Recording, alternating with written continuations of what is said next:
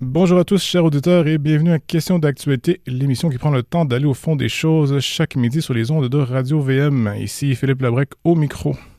Le 27 juillet dernier, le président américain Donald Trump a conclu une entente commerciale avec l'Union européenne et la présidente de la Commission européenne, Ursula von der Leyen. Les termes de cet accord se résument principalement de la façon suivante. Les États-Unis imposeront 15% de droits de douane aux produits européens. L'Union européenne s'engage à acheter pour 750 milliards de dollars d'énergie au courant des 3 prochaines années provenant des États-Unis, ainsi que des investissements supplémentaires de 600 milliards de dollars en sol américain provenant de l'Europe. Bras de fer remporté par Donald Trump ou seule option possible pour l'Europe? Notre invité qualifie cette entente d'une catastrophe, d'une capitulation et d'une humiliation pour l'Europe, rien de moins. Pour en parler, nous recevons donc le professeur, essayiste, économiste et membre de l'Académie royale de Belgique, Bruno Coleman. Monsieur Coleman, bonjour. Bonjour. Plongeons au cœur du sujet. Pourquoi qualifier l'entente comme étant une grande défaite pour l'Europe? C'est d'abord une défaite globale parce que l'Europe se voit imposer des droits de douane, tandis que l'Europe ne peut pas en imposer aux produits américains, donc il n'y a pas de réciprocité.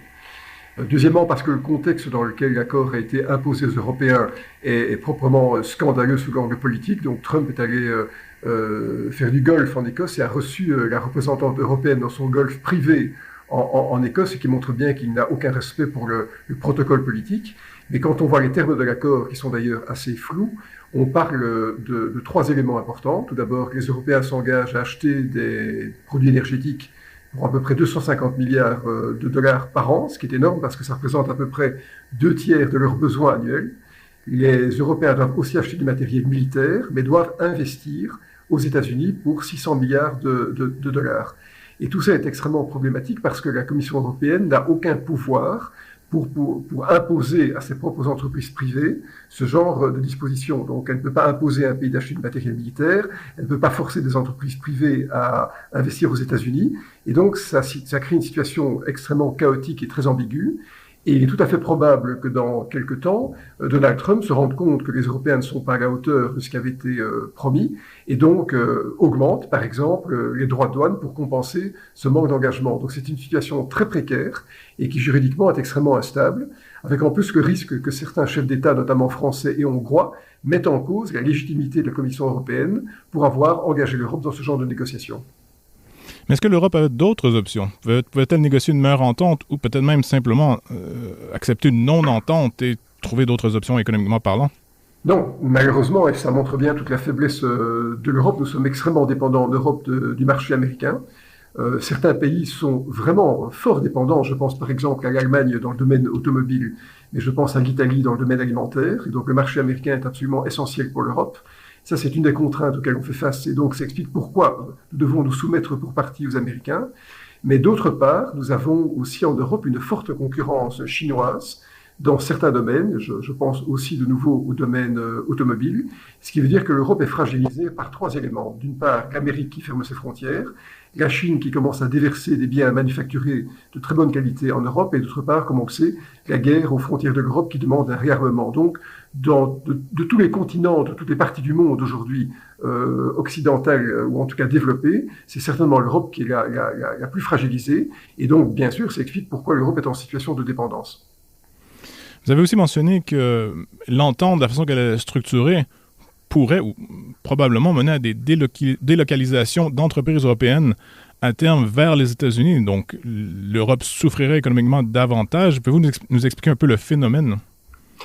Oui, certaines entreprises européennes ont déjà pris la décision d'investir aux États-Unis pour éviter les droits de douane, ce qui veut dire concrètement que des capacités de production européennes vont être délocalisées aux États-Unis et donc de l'emploi européen va disparaître au profit d'emplois américains.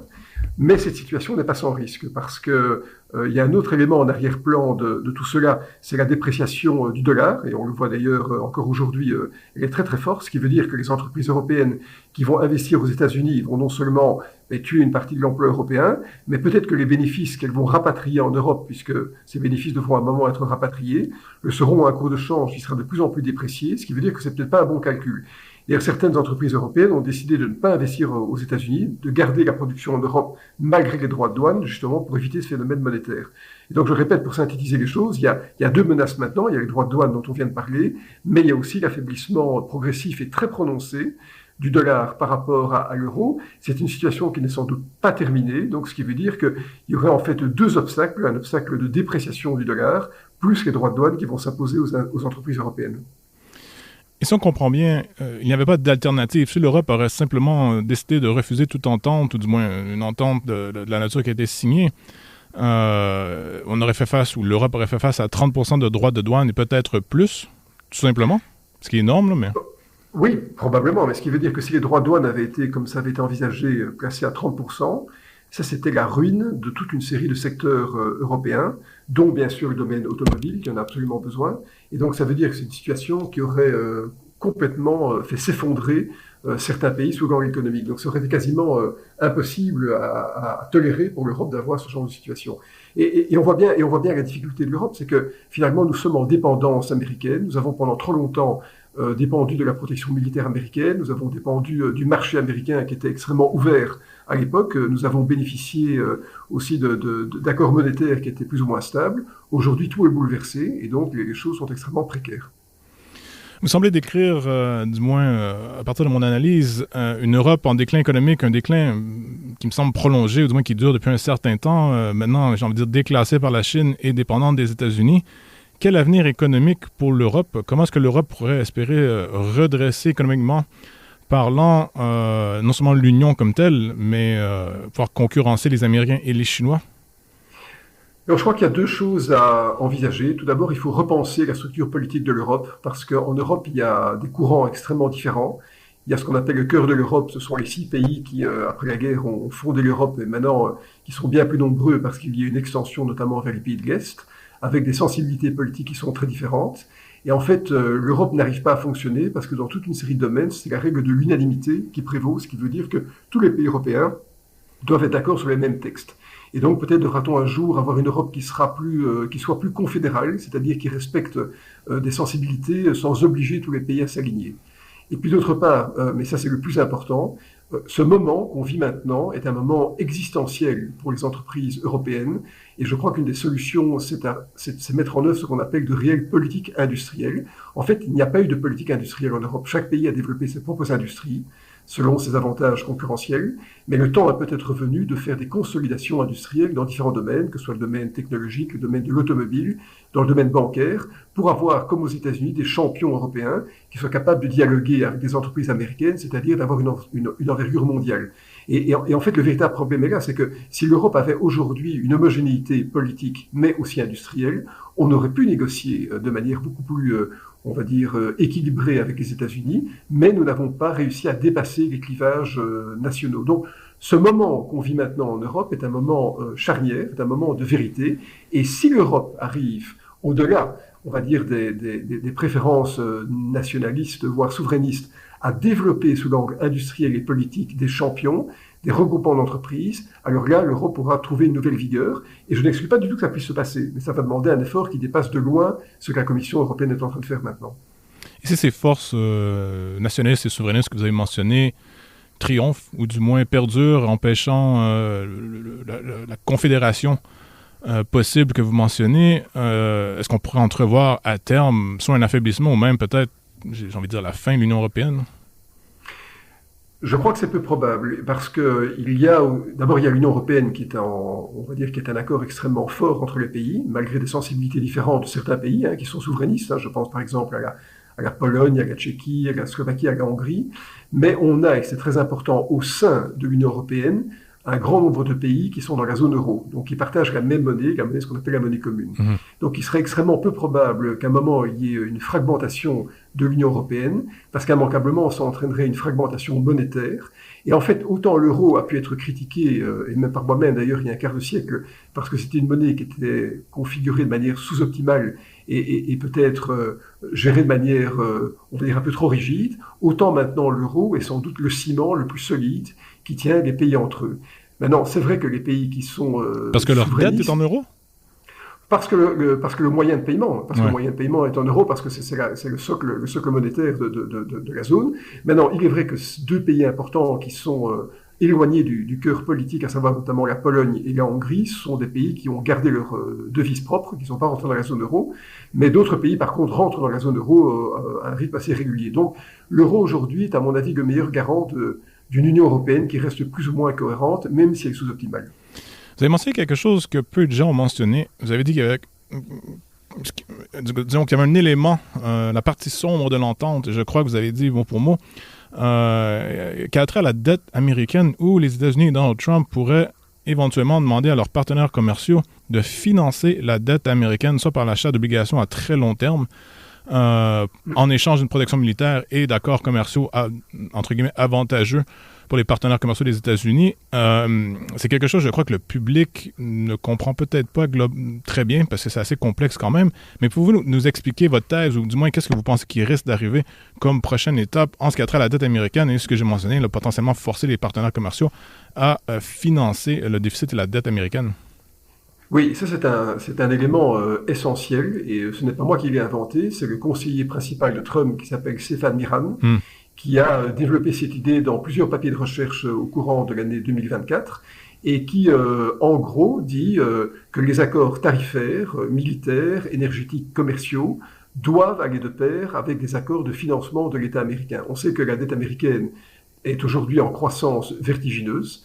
C'est une dette qui va encore s'aggraver lourdement sous la présidence de Donald Trump. Et donc le problème de son financement se pose. Alors bien sûr, on peut trouver des créanciers américains, mais ce que Stéphane Miran, et je crois qu'on verra que Trump adopte ces idées, voudrait, c'est que des pays souscrivent à des obligations à très long terme américaines, pour financer l'État américain. Donc on pourrait demander à un pays d'acheter des obligations pour quelques centaines de milliards de dollars, des obligations qui seraient bien sûr à long terme et pas à court terme, parce que ça veut dire que le financement est assuré pendant une très longue période. Et je ne serais pas étonné que l'étape suivante des négociations, qu'on n'a pas encore vu apparaître maintenant, mais qui va certainement apparaître, c'est ce problème de financement de la dette américaine. Et d'ailleurs, ce qu'on observe maintenant, c'est que ce fameux plan de Stéphane Miran est en train d'être mis en œuvre, puisque dans ce fameux plan global qui mélange l'aspect commercial, l'aspect tarifaire, l'aspect énergétique, et donc, je le disais, le financement de la dette américaine, il y a aussi un affaiblissement du dollar. Et le dollar a effectivement perdu à peu près 10% de sa valeur par rapport à l'euro depuis le début de l'année. Donc on est dans un schéma qui était parfaitement prévisible. Et Trump a d'ailleurs dit à de multiples reprises que si des pays refusaient d'utiliser le dollar comme étant le dollar de transaction principale, ces pays se feraient imposer des droits de douane de 100%. Ça montre bien que tout est dans tout et que l'aspect financier et monétaire sera certainement quelque chose qui va apparaître prochainement, certainement à mon avis avant la fin de l'année, et qui montrera la subordination complète de l'Europe par rapport aux États-Unis. Mais qui achèterait cette dette? Les fonds de pension, les investisseurs européens qui seraient à peu près forcés d'acheter les obligations américaines? Ou même l'État ou les gouvernements européens?